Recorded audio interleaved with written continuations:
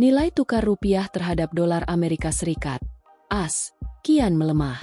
Data terakhir pada Jumat, 15 Mei 2026, tepatnya pada pukul 12 WIB, menunjukkan nilai tukar rupiah menyentuh angka Rp17.601 per dolar AS.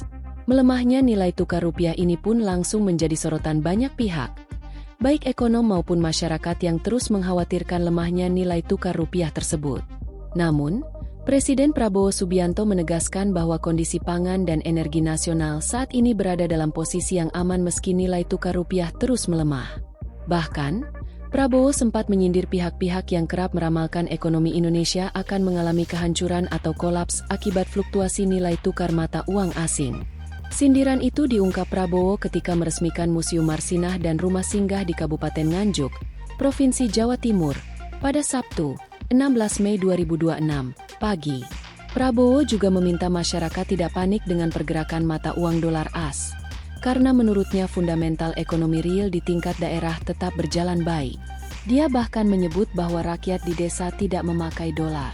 Masalah pangan dan energi di dalam negeri pun dinilainya masih aman. Rupiah begini, apa? Dolar begini, orang. Rakyat di desa nggak pakai dolar kok. Iya kan? Pangan aman, energi aman. Ya banyak negara panik. Indonesia masih oke. Kita banyak yang diberikan Yang Maha Kuasa, ujar Presiden Prabowo. Prabowo lantas membandingkan ketahanan Indonesia dengan negara-negara lain, yang saat ini sedang mengalami kepanikan akibat krisis geopolitik global. Menurutnya, situasi dunia memang menekan rantai pasok, namun Indonesia justru mampu bertahan bahkan mengekspor komoditas ke luar negeri. Sekarang sudah terbukti banyak negara yang kesulitan, yang panik karena perang di Timur Tengah. Selat Hormuz ditutup.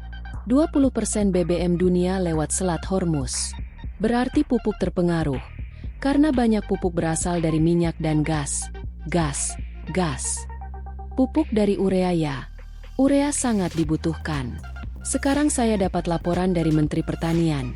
Banyak negara minta pupuk dari Indonesia, kata Prabowo. Prabowo mengungkap sejumlah negara seperti Australia, Filipina, India, Bangladesh, hingga Brasil kini mengantre untuk membeli komoditas dari Indonesia, baik berupa pupuk urea maupun beras.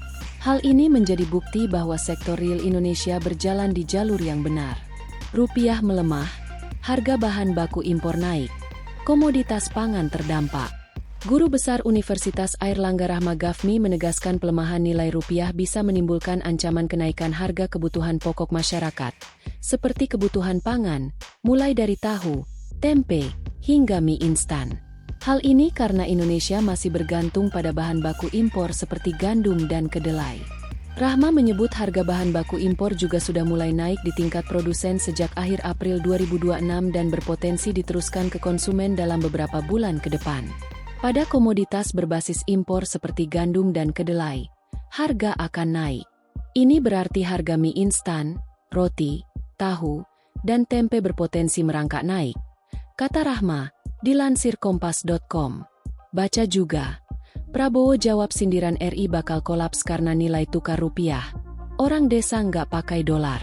Menurut Rahma, jika harga bahan baku impor naik, seperti pada kedelai, akan berimbas pada kenaikan harga tahu dan tempe. Hal ini akan sangat dirasakan masyarakat kelompok bawah yang sehari-harinya menggunakan tahu tempe sebagai sumber protein utama. Tahu dan tempe ini dipilih jadi sumber protein utama bagi masyarakat kelompok bawah karena harganya yang lebih terjangkau dibandingkan protein hewani seperti daging ayam, daging sapi, atau ikan. Tak hanya kelompok bawah, Rahma juga menekankan rakyat kelas menengah juga akan merasakan akibat dari kenaikan harga bahan baku impor tersebut. Ini karena kenaikan harga bahan baku juga akan berimbas pada kenaikan harga makanan olahan dan biaya makan di luar. Titik Soeharto ungkap fakta 90% kebutuhan kedelai Indonesia masih impor. Senada dengan Guru Besar Universitas Airlangga Rahma Gafmi, Ketua Komisi 4 DPR RI Siti Hediati Haryadi atau Titik Soeharto juga menyoroti masalah tingginya ketergantungan Indonesia terhadap impor kedelai. Terlebih kedelai ini adalah bahan baku utama untuk produksi tahu tempe yang jadi makanan sehari-hari masyarakat Indonesia. Kita ini, bangsa Indonesia, bangsa yang makan tahu tempe setiap hari. Tapi kedelainya harus impor. Ucap Titik di Desa Ngudikan, Kecamatan Wilangan, Kabupaten Nganjuk, Jawa Timur, Kamis, 14 Mei 2026. Titik Soeharto pun mengungkap kebutuhan kedelai nasional saat ini mencapai 2,6 juta ton per tahun. Namun, produksi dalam negeri baru berada di kisaran 270.000 ton, sehingga sebagian besar kebutuhan masih dipenuhi melalui impor. Jadi, banyak sekali 90% kebutuhan kedelai masih impor, ujarnya. Titik menilai kondisi ini harus menjadi perhatian serius pemerintah serta seluruh pemangku kepentingan agar nantinya Indonesia bisa mewujudkan swasembada kedelai. Ini harus kita tangani, kerja keras kita bersama, supaya dalam waktu secepat-cepatnya kita bisa swasembada kedelai, tuturnya.